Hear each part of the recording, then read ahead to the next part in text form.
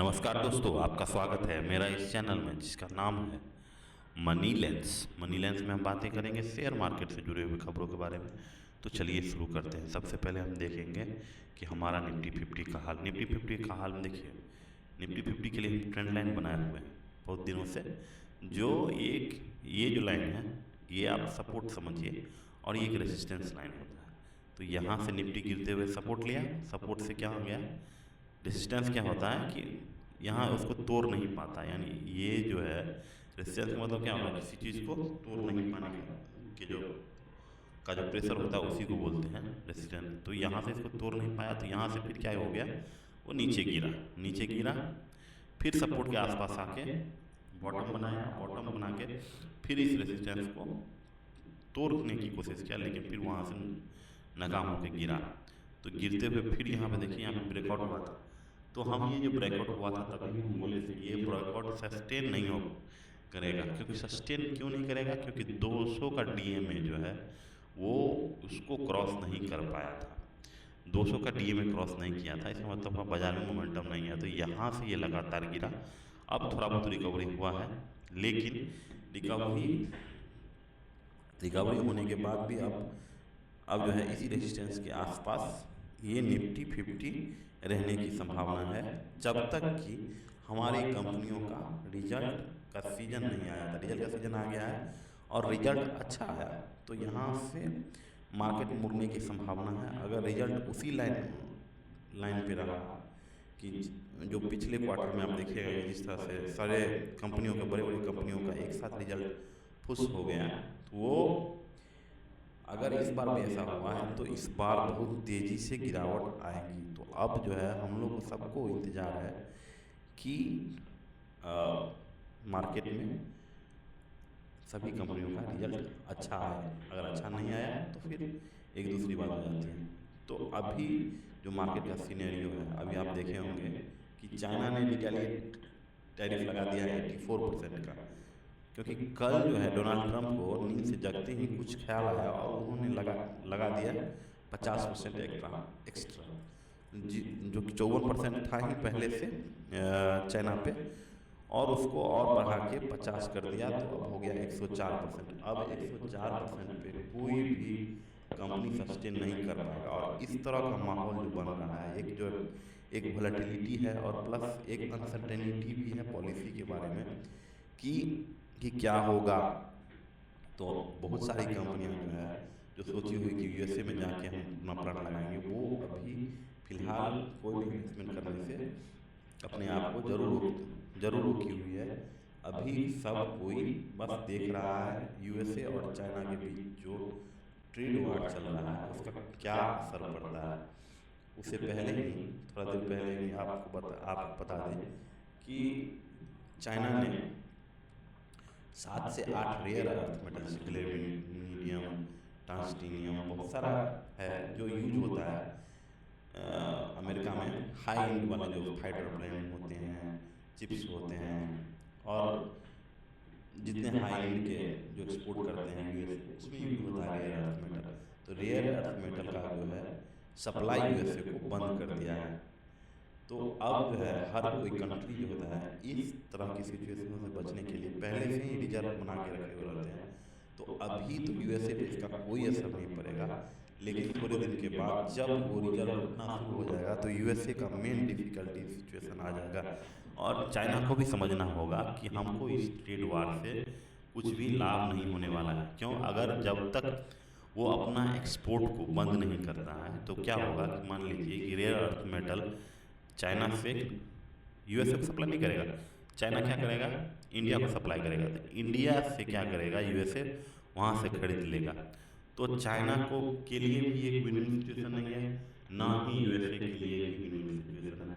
तो एक्चुअली में दोनों को समझ बैठ के एक दूसरे को बातें समझ के तो इनको करना चाहिए था, लेकिन फिलहाल तो ये ऐसा होते दिख नहीं रहा है और ट्रेड वार जो है लगातार एक्सकेलेट करते जा रहा है। तो इसका परिणाम क्या होगा ये तो भविष्य ही बता पाएगी। लेकिन इंडिया का जो भविष्य है वो आज आरबीआई ने बताया है। आरबीआई ने बताया है कि जो 6.5% का जो फोरकास्ट किया, 6.7 का जो फोरकास्ट पहले किया हुआ था उसको घटाते हुए 6.5, यानी आरबीआई भी अब मान लिया है कि जो इंडिया का ग्रोथ जो है वो कम होते जा रहा है। और इसको एक बहाना मिल गया है कि ग्लोबल टैरिफ वार, ग्लोबल टैरिफ वार नहीं भी रहता तब पर भी आरबीआई आरबीआई या फिर इंडिया का ग्रोथ 6.5 ही होता, क्योंकि जो हॉट मिल के संस्थापक हैं उन्होंने पहले ही बोल दिया कि इंडिया का जो जीडीपी ग्रोथ डाटा है जो 6.5% है वो एक फ्रॉड है।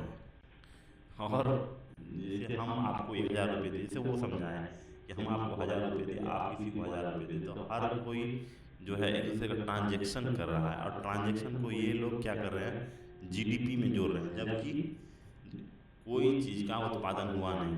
तो जीडीपी का जो मेन फॉर्मूला होता है कि उस क्षेत्र में उस समय पे कितना सर्विस जनरेट हुआ, या फिर कितना जो नया जो है सर्विस हुआ, गुड्स हुआ, वो जनरेट हुआ या फिर वो बना। लेकिन जो हमारा जीडीपी का कैलकुलेशन है जो उनके हिसाब से बता रहे हैं कि जो पैसे का ट्रांजैक्शन हुआ, कितना पैसे का ट्रांजैक्शन हुआ, जिसको नॉमिनल जीडीपी बोलते हैं, नॉमिनल जीडीपी कैलकुलेशन किया जाता है, वो 6.5% हो गया। तो 6.5% में हमको भी ये लगता है कि 6.5% नहीं हो सकता है, क्योंकि इंडिया का जितनी भी जो टॉप कंपनी है, चाहे रिलायंस हो या अंबानी हो, अदानी हो, बाटा हो, नेस्ले हो, मारिको, जो कि आम आदमी कंज्यूम करता है, वो सब जो है 6.5% से कम की ग्रोथ में जा रहा है। 2%, 3% के टॉप लाइन आप देखिएगा इनमें ग्रोथ आती है। तो अगर आपका मेन कंपनियां जो है, आपका निफ्टी 50 की मेन कंपनियां जो है 2% और 3% के ब्याज परसेंटेज से बढ़ रही है, तो आपका जीडीपी यानी पूरा होल कंट्री का जीडीपी 6.5 कैसे बढ़ेगा? तो ये एक सोचने वाली बात है। तो अभी जो है अब हमारे निवेशकों को अभी एकदम से सतर्क रहना होगा कि अभी कोई भी फाइनल डिसीजन नहीं लिया जा सकता है जब तक आप जो है एक जो धुंधला टैरिफ वार ख़त्म नहीं हो रहा है, और जो इंडिया का जो इंडिया में, और एक और आरबीआई ने किया है कि आरबीआई ने रेपो रेट को कम कर दिया है। रेपो रेट को कम करने से क्या हो रहा है, रेपो रेट कम करने से क्या बाजार में लिक्विडिटी बढ़ गया है। यहाँ पे देखिए रेपो रेट कम हुआ है आज, जो गिर के हो गया है 6% हो गया है रेपो रेट, 25 बेसिस पॉइंट का रहा है, और ये हो गया है 6%। 6% पे होने का कारण 6% होने से क्या हो गया है, इसके लिए जो आरबीआई के बताए हैं इसके बारे में कि हमारा क्रूड ऑयल प्राइस कम हो रहा है, और एक तरह से ग्लोबल मार्केट अनसर्टेनिटी और जो है एक रिसेशन की तरफ इकोनॉमी जा रही है, इसके कारण जो लिक्विडिटी दिया गया है मार्केट में। देखिए यहाँ पे रेपो रेट कम करने का मतलब हुआ कि अब आपको कम ब्याज दर पे ही लोन मिल जाएगा, लेकिन इसका एक घाटा भी है, जैसे कि अब जो है 2 बार से पहले तो 6.5% था जो गिराते हुए, पिछले बार गिराया था 25 बेसिस पॉइंट, तो 6.25 हुआ था। इस बार फिर 25 बेसिस पॉइंट गिराया था, 6 हुआ, तो 6.5 से 6% किया है।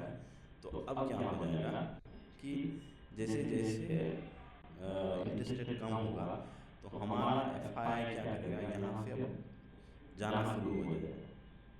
क्यों जाना शुरू हो जाएगा? क्योंकि इंटरेस्ट रेट क्या हो गया है, कम हो गया है। जहाँ पे इंटरेस्ट रेट ज़्यादा होगा उसके तरफ मूव करेगा, और वो जो बेचेगा वो क्या बेचेगा, यहाँ का रुपीज़ बेच के भाग जाएगा। यहाँ पे रुपीज़ क्या हो जाएगा, डिप्रिसिएट होना शुरू, क्योंकि रुपीज़ सबके पास रुपीज़ था और वो आपको दे देगा, आपके पास रुपीज़ ज़्यादा हो गया तो रुपीज़ क्या करेगा, डिप्रिसिएट करना शुरू हो जाएगा, और रुपीज़ डिप्रिसिएट करना फिर एक साइकिल चलेगा। मतलब कि जहाँ से आप चले थे फिर वहीं आप रुक गए, आपके पास रुपये ज़्यादा हो गया, क्योंकि जब तक आपके पास डॉलर नहीं रहेगा तब तक आपके पास बाइंग पावर नहीं है, तो रुपीज़ बढ़ जाने से कुछ नहीं होगा। तो ये सब थी आपको कि माइक्रो इकोनॉमिक डाटा, ये माइक्रो इकोनॉमी क्या बताती है हमारे देश की, ये सब थी। लेकिन आम शेयर मार्केट के निवेशक है अभी काफ़ी सतर्क होकर चलेंगे।